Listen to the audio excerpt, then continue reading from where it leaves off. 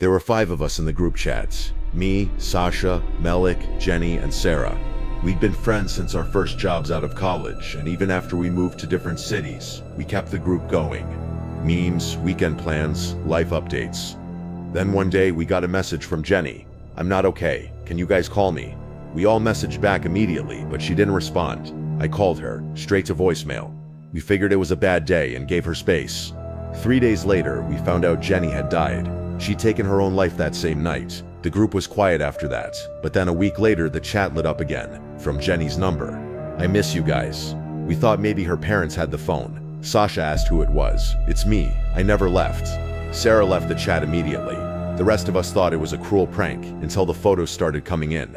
Photos of our apartments, our bedrooms, taken from inside. One photo showed Malik sleeping, but he lived alone. The final message was, "We'll all be together again soon." The group chat was deleted the next day. None of us could open it. It was just gone. Malik moved out of his place. Sasha changed her number. I haven't spoken to any of them since, but sometimes at night, my phone lights up with a message I can't open. Just a notification from a deleted thread, and I swear I hear the ping before the screen even lights up. I used to have a best friend named Daniel when I was younger. We were inseparable throughout middle school and part of high school. Then his family suddenly moved away to a small town in Montana, and we lost touch. I hadn't thought about him in years, until one random night when I got a message on Facebook. It was from Daniel. At first, it felt nostalgic. We started talking almost every day, catching up, joking like we were still 15. He told me he was finally moving back to the city after all these years, and wanted to meet up. Of course, I said yes. I mean, how often do you get a chance to reconnect with someone who was once like family?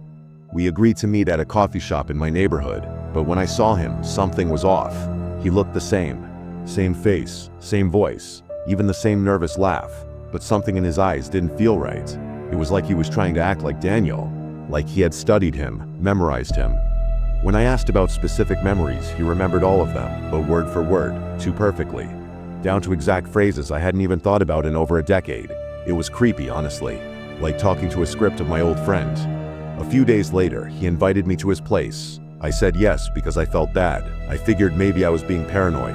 He lived in a rental house at the edge of the city. It was weirdly isolated, surrounded by dead trees and silence. When I got inside, I noticed something that made my stomach drop. On his wall was a photo of us from 9th grade. The thing is, I never gave him that photo. I asked him where he got it. He just smiled and said, "You sent it to me." Remember, I didn't. I know I didn't. Later, I went to the bathroom, and while I was in there, I noticed something even stranger.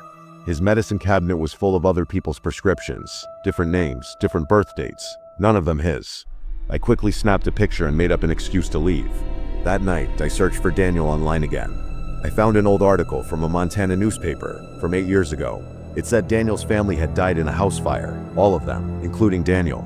I stared at the article for hours. I even messaged his old cousin, who I remembered vaguely from social media. She replied a few minutes later. All she said was, "Daniel passed away years ago. Whoever you're talking to, it's not him." I blocked him on everything, deleted the photos, burned the old ones. But a few nights later, I got a knock on my door. I looked through the peephole and froze. It was him, just standing there, staring at my door, not knocking again, not saying a word, just waiting. I called the police. By the time they arrived, he was gone. They found no footprints, not even tire marks on the street. I moved a few weeks later. I still don't know who or what that was, but sometimes I'll wake up to a Facebook notification, a friend request, from a profile with Daniel's photo, and always the same message. "Why did you leave? Frabla 10."